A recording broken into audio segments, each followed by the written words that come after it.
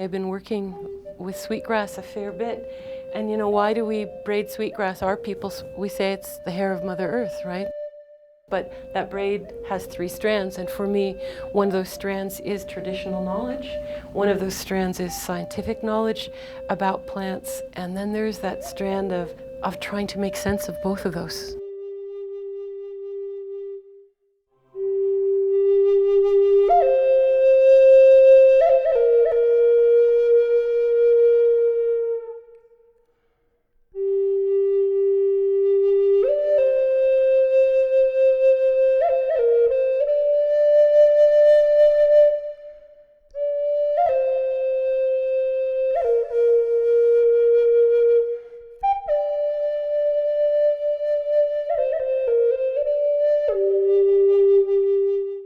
Scientists are always very cautious and conservative in their estimates and their explanations of what caused what when we look at climate change.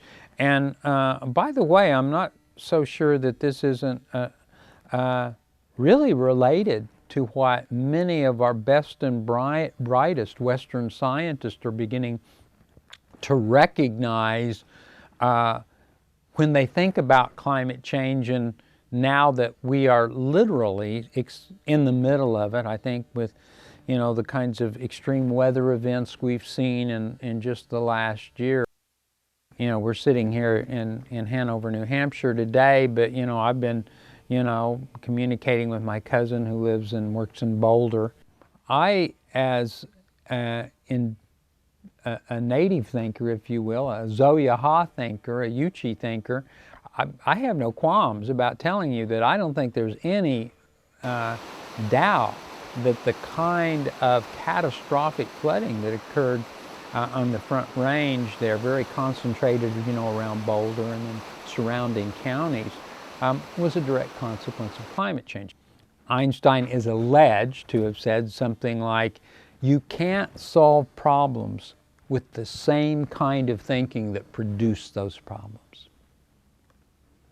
Lakota knowledge, Seminole knowledge, Muskogee knowledge, Passamaquoddy knowledge did not produce the kind of planetary crisis we're seeing today. What did? Modern Western notions of technology, modern Western notions that, hey, we're human beings. I love that IBM commercial. The first time I heard it, I about fell out of my chair. Let's make a smarter planet. And I was shocked. And I thought, when did the planet get dumb? I didn't know the mountains, the oceans, the rivers, the earth, the plants, the animals, all of a sudden became dumb. I think the problem is humankind. We all know that climate change is upon us already, and that it will take our resilience as Native people to adapt to that. And much of that is related to reciprocal restoration. In doing the restoration work at a Mohawk community in particular, the big question was, well, if you're taking plants from one place and bringing them to another, is that their home? Should you be interfering with them to bring them there? We did at first we didn't do any greenhouse propagation, but as time went by, we needed to have a nursery to do that work, and we had exactly that discussion. The decision was made that it was in the best interest of the land and the people and the plant to do so, but there was absolutely that reluctance as well. They have evolved in place, both for material reasons and for spiritual reasons. They belong in that place. But because the world has been so fragmented and broken apart, sometimes we don't have a choice. If you look at the Haudenosaunee communities, which are spread out over, maybe on a north-south gradient, probably 300 miles, not far, but enough that they're really significantly different. What a lot of the traditional people are saying, well, we always moved plants. That's why way up north you might have a plant that really sort of belongs in the south, because we've always moved it to take care of them. And Henry Looker's a wonderful scholar, a Mohawk scholar of traditional knowledge. He calls it helping forests walk. That's really what we're doing, is we're helping the forest walk in the face of climate change. We have created barriers to their natural movement with our development, and that because we created those barriers, it's up to us to help them walk. So there are lots of different ways to resolve that issue, but I have found that notion of helping forests walk, which is so analogous to the language that conservation biologists use of assisted migration, it's the same thing. Everything that happens in the south is connected to what is happening and the challenges that we face in the Arctic. For more than 20 years now, our hunters and our elders have been observing many, many changes. We have the melting of the permafrost. We have ice that is forming much later in the fall, leaving much earlier in the spring. We have receding glaciers. We have more and more insects and different species of animals and fish and birds that are coming up into the Arctic now. Things that we don't even have names for. Our hunting culture is based on the cold, on the ice and the snow. And we travel on the ice and the snow most of the year. And it is our transportation. The first 10 years of my life, I traveled only by dog team. My family, we were just a small family, and we hunted and fished, and I was on the baby, so I was in the chamotik, what we call the sled in the back, in the box, actually, because I was the little one. You go to the supermarkets to get your food. We go to the environment to get our food. And so we have to travel on the ice and the snow during the winter to do that. And so we want to maintain that cold. And in fact, I've always said, and as you can see, the title of my talk is called The Right to be Cold. We're fighting for our right to be cold. Here, our lodgepole pine forests are generally upper elevation forests. Some of those forests haven't received a very cold winter for some time. And because of that, warmer or more seasonable winter time, it hasn't affected, the life cycle of that mountain pine beetle as it once did. So now with milder weather, milder temperatures, milder climate, we're seeing greater success in population viability of that mountain pine beetle. And that in itself, the greater population, has a direct effect on its success in infesting lodgepole pine stands. We expect to see the intensity and scale or scope of insect and disease outbreaks, wildfire, the scale and intensity of large wildfires are certainly increasing in size, and other forest invasive species as well. We're also concerned with other forest species. I know that in particular, we're also concerned with the viability and resilience of whitebark pine. So we've identified some restoration efforts in our forest management plan and also in our climate change strategic plan, and to develop some restoration strategy for whitebark pine. Some of the things we absolutely can do, and other things we can just basically adapt to. Well, climate change for us is important because it impacts, so many different aspects of our life. The forest, the air, the water, the people. So, if you're looking to the future and trying to plan for, changes that are coming for the survival of the people, then you have to start planning now. We felt that it was very, very important to include the elders and have, have their perspective of what are the changes that they have seen in their lifetime, or even before, because their parents and their grandparents, told them stories about, how it was back then. It's a survival plan for the future, and sometimes it's easy to see the problem, but the difficult part is doing something about it. We recognize the forest as a whole and not focus on the trees, so we try to take a more holistic approach to management. Now the impacts of climate change is going to have a direct effect on the forest as a whole, including water availability, the water timing, forest health, forest resiliency, and its ability to react to a changing climatic conditions. So as a tribal forestry, we try to focus on the whole and not just focus on, say, particular stands of trees. The Arctic Climate Impact Assessment, which involved 300 scientists from 15 countries.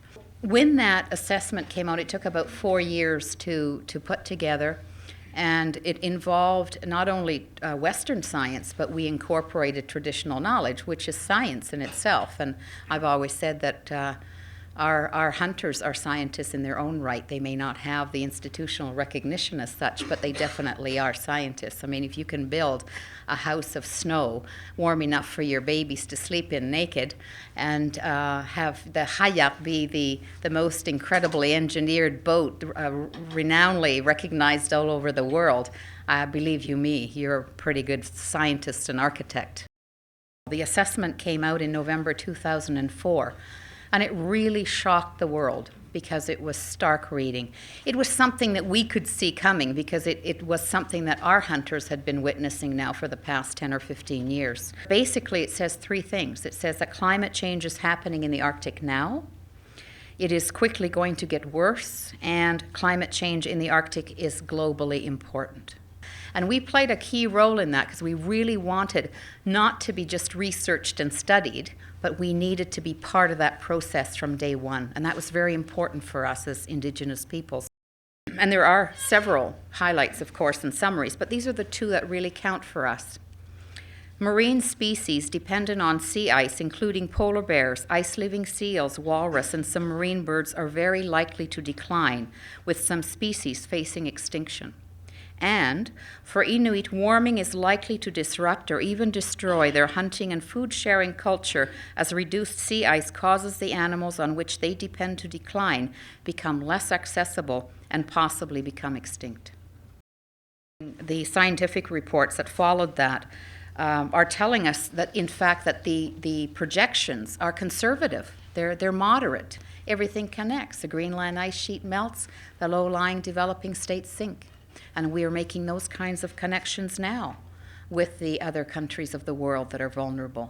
I would ask you this, and I ask this every time I speak, that how would you respond if that kind of international assessment with, from 300 scientists and from 15 countries concluded that your age-old culture and economy was doomed and that you were probably going to become a footnote in the history of globalization? The issue, especially of climate change, is one that has become all about technology, all about the politics of things, all about, the economies, which are very, very important, but people have forgotten that this is a people issue, that it isn't just about trading of carbon sinks and emissions trading and so on, which you often see at these very highly technical meetings. Inuit culture and the ecosystem of the Arctic is absolutely important for the rest of this planet. There is a reason why we are all here in different places in the world. There is a purpose to all of that. And if you can keep us on the land in the Arctic, we not only will protect it for ourselves, but for the planet. We're that early warning, we're that sentinel ecosystem, and we're that sentinel, we're that guard. Keep us on the land, and we will be able to tell the world and continue to tell the world what is happening. The United States of America, that is not signing on to the Kyoto Protocol, a powerful nation that has such potential to change the course of this debate more than anyone else. It emits 25% of greenhouse gases in the entire world. It is a big emitter. We have chosen to use the instrument of the Inter-American Commission on Human Rights, which is Washington-based, to launch a petition. We're not suing for damages or money. We didn't want that even to be part of the debate where it could be dismissed and say, oh, these people just want money, because it isn't about that. So myself and 62 hunters filed a petition to the Inter-American Commission on Human Rights on December the 7th of just before Christmas of 2005 on behalf of Canadian and Alaskan Inuit. And our petition asks the Commission to come north to the Arctic to find out what is happening to our environment in the Arctic.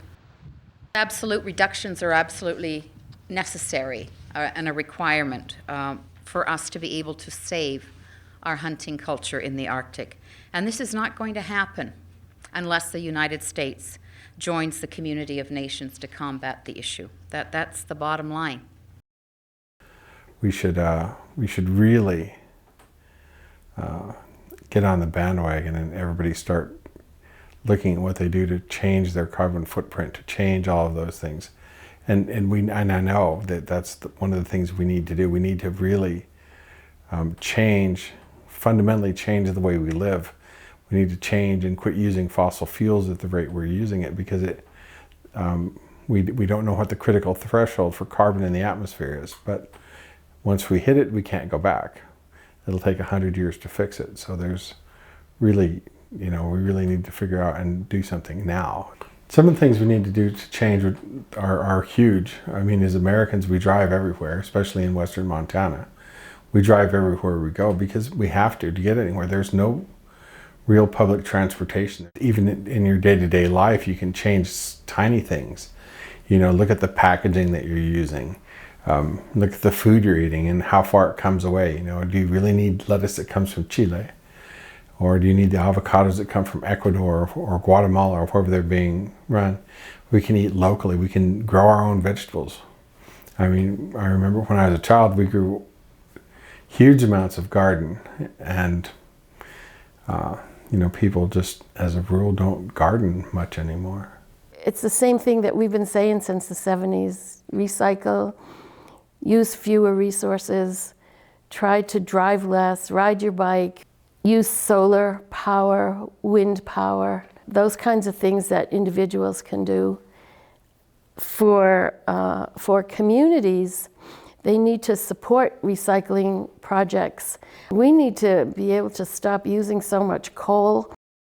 I was in China in 2009. You can't even breathe the air. It's so thick with particulates. Enforce the Environmental Protection Acts. Have stronger environmental protection acts and enforce them. Put scrubbers on the coal stacks. There's so many things that the government can do, and it's always economics over environment. Jobs, who cares about that if you don't have an environment to have a job? You can't eat the money that you get from a job. Agencies and tribal communities need to support one another. That's a big impediment. Agencies of the government need to, like NSF, National Science Foundation, and NIH, National Institute for Health, they need to fund projects, research projects that tribes are doing. They need to fund research projects in collaboration, and that hasn't happened. It's like they just ignore Indigenous researchers and Indigenous research, and that needs to change. We fill in the blanks for many of the researchers now, and sharing the stories with each other makes Indian people sit a little taller, makes us a little more knowledgeable, and knowing that we had knowledge that we are recovering at this point. Non-Indian technical assistance is nice as it might be, but they'll never have the ownership of the community and the people's future at stake. Because I think there's a legacy that our people have in knowing how we can use traditional knowledge and our own science, but also knowing how do we move forward together without exploiting or damaging, but sustaining and healing. We need to think of ways and use science rather to heal rather than to divide. We're not trying to train brown people to be Western scientists. We got to know where we separate and are different. We got to know where we come together. But to know and appreciate and understand the differences. So coexistence does not mean integration or assimilation, not the least, just the opposite. But let's honor the differences and take what is useful for the better and the greater good of the community. What can we say about how we ought to rethink envisioning human communities, where they're situated, how they live.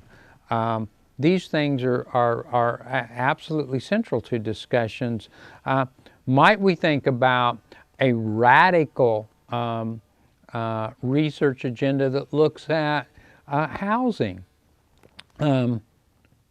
I think it's about time, if you live in Tornado Alley, and I think probably some of the people in the Oklahoma City and Norman, Oklahoma region would agree now, that there might be some advantage to considering maybe an earth lodge construction. You know, building a mound of earth where you would live under it's not a bad design feature if you're living in Tornado Alley. It worked for the Pawnee, it worked for the Arikara. Let's do a serious engineering study of Wichita and Caddoan people's grass lodges. You think of the South Central Plains, the tall grass prairies. What do people make their homes out of? Lodges. So they had these incredible grass thatch homes. The material was right at hand. It was renewable. The grass came up every year.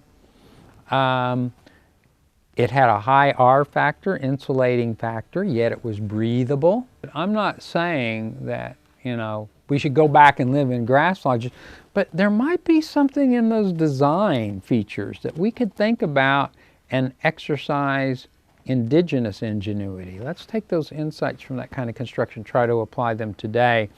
My friend Bob Goff with the Intertribal Council on Utility Policy says, well, we're already doing that. If we could just get people to sign on, he says, straw bale construction. We're right there in the middle of the wheat states of the Great Plains, you know, western Oklahoma, Kansas, Nebraska, the Dakotas. Why aren't we making homes out of straw bales?